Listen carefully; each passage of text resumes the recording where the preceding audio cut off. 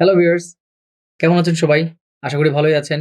So দেখেন আমরা আলোচনা করছিলাম ভয়েস নিয়ে এবং আমাদের ১ম যে সেগমেন্টটা ছিল সেখানে আমরা বলেছিলাম ভয়েসের টাইপস, ভয়েস কাকে বলে এবং বেসিক যে জিনিসগুলো না জানলে নয় সেগুলো নিয়ে। আজকে আমরা ভয়েস চেঞ্জের সিস্টেমে ঢুকে যাচ্ছি এবং ভয়েস কিভাবে চেঞ্জ করতে হয় সেটি নিয়ে আমরা কথাবার্তা বলব এবং খুব ধীরে, ধীরে আপনাদেরকে ফান্ডামেন্টাল জিনিস থেকে শুরু করে একদম আপনাদেরকে অ্যাডভান্স পর্যন্ত নিয়ে যাওয়ার চেষ্টা করব। আমি আছি আপনাদের সাথে। সো দেখেন, আমরা যেটা ১ম এ কথা বলব যে আমরা জানি যে ১ম এ যেটা কথা বলব সেটা হচ্ছে আপনাদের indefinite tense. Indefinite tense.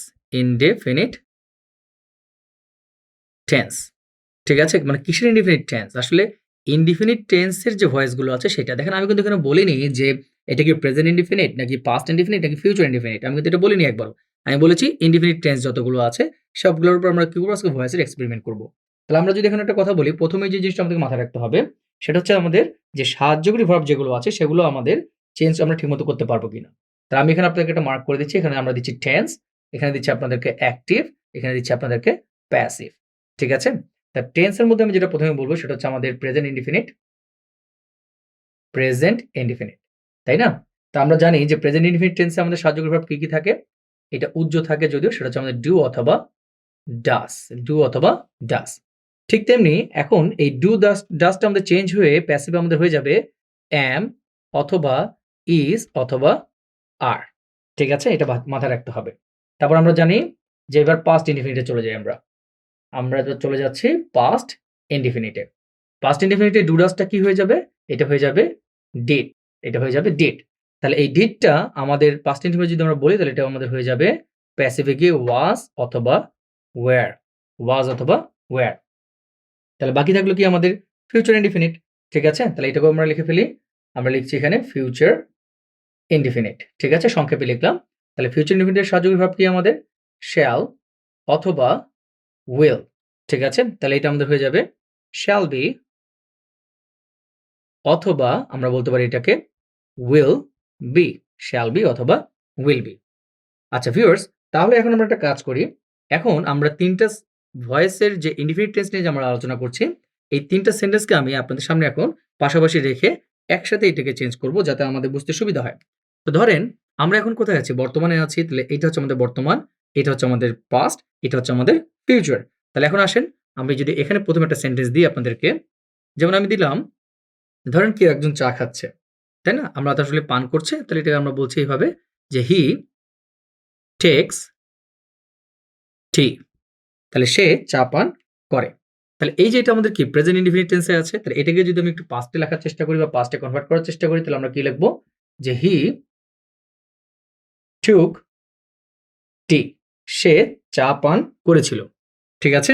তাহলে এটাকে যদি এখন আমি আবার যদি এটাকে ফিউচারে কনভার্ট করি তাহলে কি দাঁড়াচ্ছে এখানে? সেম ভাবে লিখছি আমি।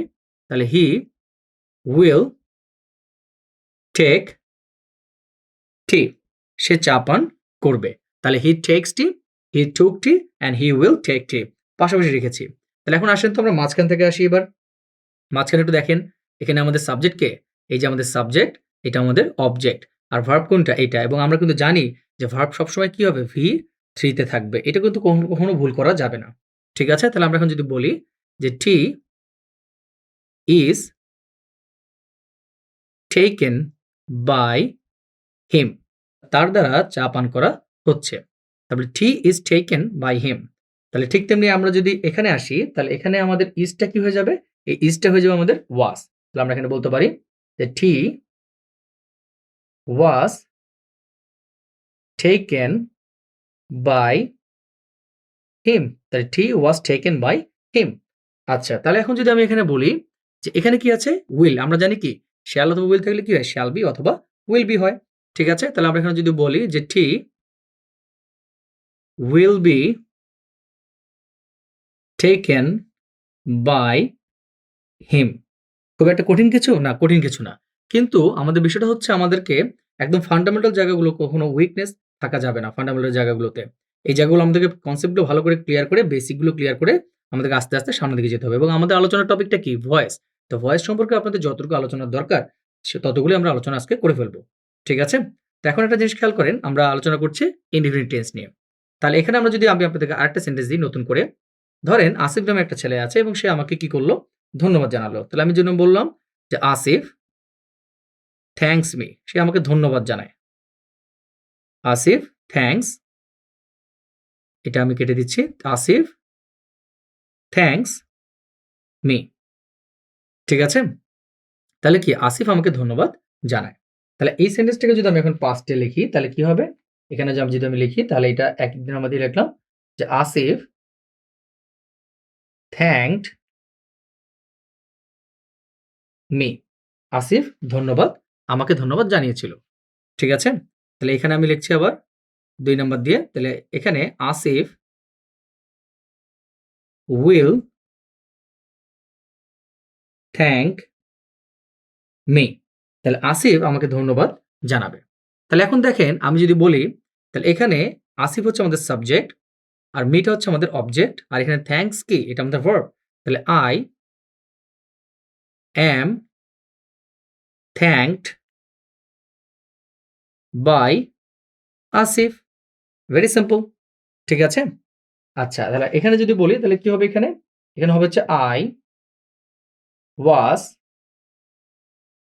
thanked by Asif. ওকে? তাহলে এখানে কি দাঁড়াচ্ছে আমাদের? যে I will be thanked by Asif. এই তো হয়ে গেল। তাহলে দেখেন আমাদের একসাথে কটা হয়ে গেল? ১, ২, ৩ টা। তার মানে এখন পর্যন্ত কটা হয়ে গেল? ৬ টা। আরেকটা এক্সাম্পল দিয়ে আমরা এই পার্টটুকু শেষ করে ফেলবো। সেটা যদি আমি আপনাদেরকে এভাবে বলি, ধরেন ৩ নাম্বার সেন্টেন্স দিলাম। ৩ নাম্বার সেন্টেন্স দিয়ে আমি বলছি এখানে দে। ঠিক আছে? একটা জিনিস খেয়াল করেন। They take the decision. They take the decision. ঠিক আছে? তাহলে এখানে টেক এর পাস্ট ফর্মটা কি হবে আমাদের? পাস্ট ফর্ম হয়ে যাবে টুক। তাহলে আমরা এখানে বলতে পারি এখানে they took the decision. They took the decision. Right? So এখানে বলি আবার, এখানে ৩ নাম্বার দিয়ে বলতে পারি। তাহলে আমরা বলতে পারি they will take the decision. They will take the decision. তাহলে এখানে আসেন আমরা এটাকে যদি চেঞ্জ করি, এখানে দেটা আমাদের সাবজেক্ট আর দ্য ডিসিশন হচ্ছে আমাদের কি? অবজেক্ট এবং ভার্বটা কি আছে আমাদের? টেক। তাহলে আমরা এখানে বলতে পারি the decision is taken by them. এটুকুই। আর যদি এখানে বলি তাহলে কি হবে? ইজটা হয়ে যাবে কি আমাদের? ওয়াজ হয়ে যাবে। তাহলে আমরা বলতে পারি দ্য ডিসিশন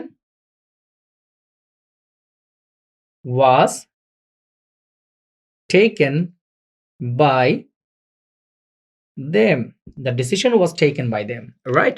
তাহলে এখন আসেন আমরা যদি এখানে বলি তাহলে the decision will be taken by them. The decision will be taken by them. তাহলে দেখেন তো আমাদের একসাথে আমরা যদি টেন্স নিয়ে কথাবার্তা বলি তাহলে একসাথে আমাদের প্রেজেন্ট ইনডিফিনিট ডান, আমাদের past indefinite done, at the same time we are done with future indefinite. তাহলে এর পরের লেসনে আমরা যেটা নিয়ে কথা বলবো সেটা হচ্ছে আমাদের কন্টিনিউয়াস। তারপর আমরা কথা বলবো হচ্ছে ফিউচার পারফেক্ট নিয়ে। তাহলে এভাবে আমরা ধাপে, ধাপে আগাবো এবং এর সাথে যে অ্যাডিশনাল যে রুলগুলো আছে সেগুলো নিয়ে আপনার সাথে কথা বলে ফেলবো। ততক্ষণ সাথেই থাকবেন এবং আপনারা ভালো থাকবেন। আজ এই পর্যন্তই। Thank you everyone.